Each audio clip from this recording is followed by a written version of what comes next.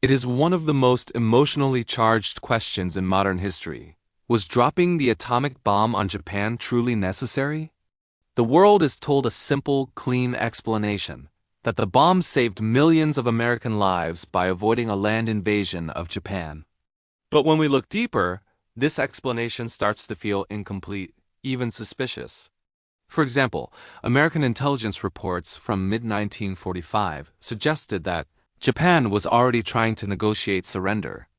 Several top U.S. generals claimed the bomb was militarily unnecessary. Yet at the same time, intercepted Japanese messages showed that some army factions were determined to fight to the end. So which was true? If Japan was ready to surrender, why was such a devastating weapon needed? And if they weren't ready, how close were they to breaking? Even more confusing, why did America drop 2 bombs within 3 days? In this video, we're going to examine the deeper truth beyond the simplified textbook version. We will look at military documents, personal diaries of generals, intercepted communications, and the geopolitical context that shaped the most controversial decision of World War II. To understand the decision to drop the bomb, we need to look beyond the battlefield. By the summer of 1945, the war in Europe had ended. Nazi Germany had collapsed.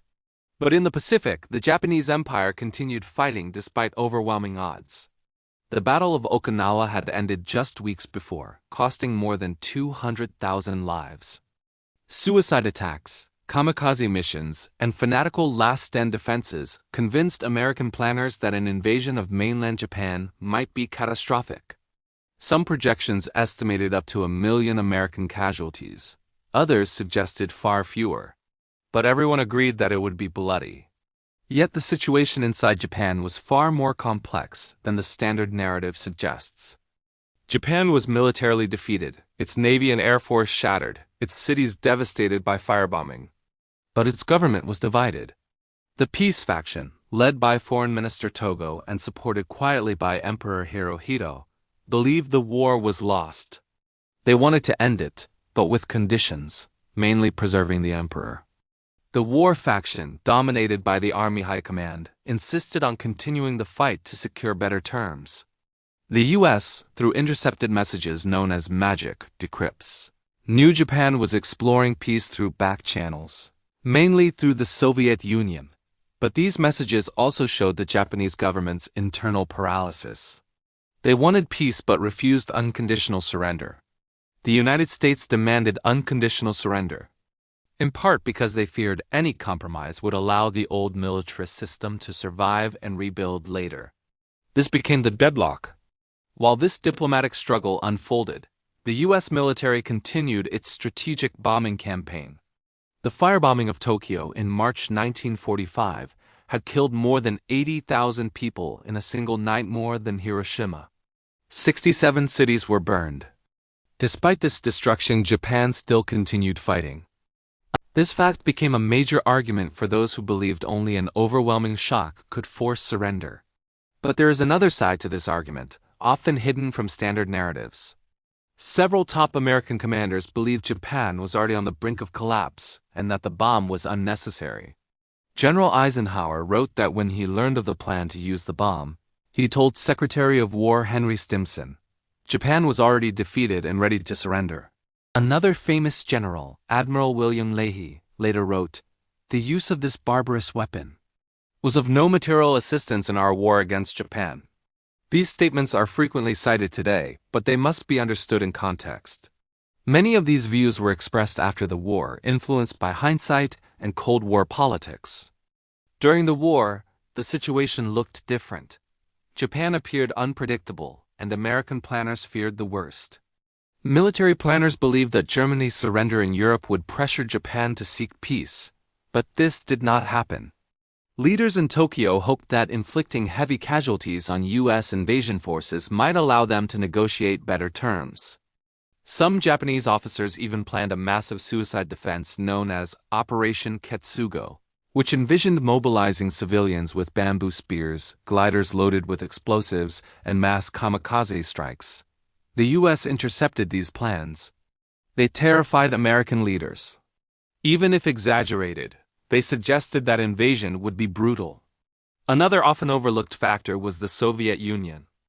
In early 1945, the U.S. knew that Stalin had promised to enter the war against Japan 3 months after Germany's surrender. That date was August 8, 1945. American leaders believed that Soviet entry would shock Japan and accelerate surrender. But they also worried that allowing the USSR into the Pacific War would give Stalin control over parts of Japan or Korea, just as he had gained influence over Eastern Europe.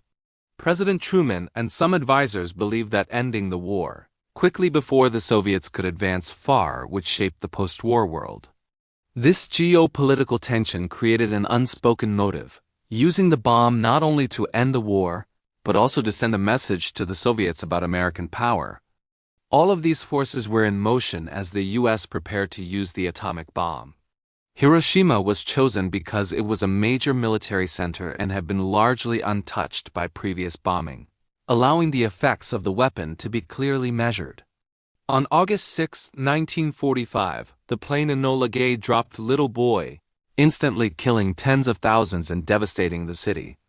3 days later, before Japan could fully process the first attack, the second bomb fell on Nagasaki. The short gap between the two bombings remains one of the most controversial decisions of the war. The immediate result was shock and confusion within the Japanese government. Some military leaders refused to believe that such a weapon existed. Others insisted that Japan still resist. But many civilian officials realized that further resistance was hopeless. The emperor himself intervened, pushing for surrender. On August 15th, Japan announced its acceptance of the Allies' terms. But even after surrender, the debate began almost immediately. Was the bomb truly necessary? Did the U.S. need to drop 2 bombs? Could negotiations have ended the war without such devastation? Were the projections of invasion casualties exaggerated? And how much did geopolitical rivalry with the Soviet Union influence the American decision? These questions form the heart of the controversy that historians continue to debate. But even as American leaders briefed the public about a swift end to the war, a different debate was happening behind closed doors. Many senior military commanders, ironically, the very people responsible for destroying Japan's forces, believed the bomb wasn't essential at all. General Eisenhower later recalled that he expressed grave misgivings when Secretary of War Stimson told him about the plan. He said Japan was already defeated and that dropping the bomb was completely unnecessary. Admiral William Leahy went even further, insisting, "The use of this barbarous weapon was of no material assistance in the war against Japan." These were not anti-war activists. These were men who had overseen entire theaters of war, yet they believed Japan's collapse was imminent. So why did the bomb drop anyway? To answer that, we must look at a detail often forgotten in school textbooks. Japan's surrender had 2 major conditions, and one of them had almost nothing to do with the battlefield. For years, Japanese leaders insisted that even if they lost, the emperor must remain as a symbolic ruler. To them, the emperor was not just a political figure, he was the spiritual cornerstone of Japanese identity. But the U.S., following its policy of unconditional surrender, initially rejected this. However, after the bombs were dropped, interestingly, America eventually allowed the emperor to stay anyway. This raises a disturbing historical tension. If that same concession had been made earlier, could Japan have surrendered without nuclear devastation? Documents from the U.S. Office of Strategic Services, the predecessor of the CIA, strongly suggest that this might have been possible. Reports indicated Japan had already begun diplomatic attempts through Moscow, hoping the Soviet Union would mediate a peace deal. American intercepts of Japanese messages known as the magic intercepts show Japanese officials desperately searching for a way out of the war as early as July 1945. And then came the second earthquake in the Pacific, the Soviet invasion. On August 8, 1945, just 2 days after Hiroshima and 1 day before Nagasaki, the Soviet Union declared war on Japan and launched a massive attack on Japanese-controlled Manchuria. Japan had feared this moment for years. Most historians now agree that this was the real death blow. Japan's military strategy hinged on negotiating through the Soviets. Once the Soviets became an enemy, Japan had no path left. Japanese Minister of War Korechika Anami said privately, "The entry of the Soviet Union into the war makes our defeat inevitable." Even the Japanese emperor later stated the same. It was the Soviet attack, not the nuclear bombs, that forced his final decision. So why is this part of the story rarely discussed in textbooks? Because it complicates the simplified narrative that the atomic bomb was the lone factor that ended the war. Instead, it suggests a far more complex picture where diplomatic timing, Soviet actions, and U.S. strategic interests blended together. Which brings us to another controversial point. Was the bomb used to end the war or to shape the world after it? Many historians argue the bomb was also a geopolitical signal to the Soviet Union. In 1945, tensions between the US and USSR were already rising. Japan was only part of the battlefield. The global balance of power was the real stage. Secretary of State James Burns implied that demonstrating the bomb's power would give the US leverage in future negotiations with Stalin. Some scholars believe Hiroshima was not only a military act, but also a message. We have this power now. This idea is controversial, but the timing is suspicious. The first bomb was dropped on August 6. The Soviets entered the war on August 8. The second bomb fell on August 9. The pace was intense, almost too intense to be solely about Japan. The United States had only 2 operational bombs at the time. Using both so quickly ensured the world, especially the Soviet Union, saw what nuclear weapons could do. But even if geopolitical strategy played a role, we must return to the central moral question. Would not dropping the bomb have caused more deaths? Supporters of the decision argue that an invasion of Japan known as Operation Downfall could have resulted in 1 to 2 million American casualties and several million Japanese casualties. They argue the bomb saved lives by preventing a drawn-out conflict. Critics, however, point to the fact that Japan's navy had been destroyed. Its air force was nearly finished. Food supplies were collapsing. Allied blockades had cut Japan off from vital imports. American firebombing had already burned 67 Japanese cities to the ground, killing more people in Tokyo alone than in either atomic strike. All of this suggests Japan could not fight much longer. So which version is true? The reality seems to lie in the uncomfortable middle. Japan was collapsing, but its leadership was divided. Some wanted peace. Others wanted a decisive homeland battle. The U.S. was desperate to avoid a bloody invasion, but unwilling to modify its surrender terms before using the bomb. And the Soviet Union's entry into the war created shockwaves inside Japan's leadership, collapsing their diplomatic options. It was a storm of military pressure, political hesitation, and geopolitical strategy, each contributing to the final decision. But there is one more perspective rarely discussed: the voices of the victims. The survivors of Hiroshima and Nagasaki, known as hibakusha, describe scenes beyond imagination. Shadows burned into walls. Rivers filled with the bodies of those seeking water. People walking silently with their skin hanging from their bodies. For them, the question, was the bomb necessary? Is not theoretical, it is personal. Many hibakusha later said that their tragedy became a symbol for world peace, but they also emphasized that Japan was not innocent. Their own militarists had caused suffering across Asia.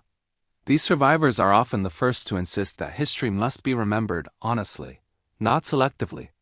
Which leads to the deeper question: what is the true lesson of Hiroshima and Nagasaki?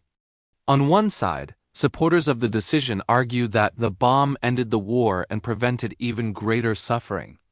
On the other side, critics argue that Japan was already defeated, and the bomb set the world on a dangerous nuclear path. Both sides provide evidence, documents, testimonies, and logical arguments. And that is what makes this issue so enduring. But here's something both sides agree on: the decision changed the world forever. It launched the nuclear age. It began the Cold War arms race. It forced humanity to confront technologies capable of ending civilization in minutes. And it created a moral burden that still shapes global politics today. So was dropping the atomic bomb necessary? Maybe the better question is, What kind of world would we live in today if it hadn't been dropped?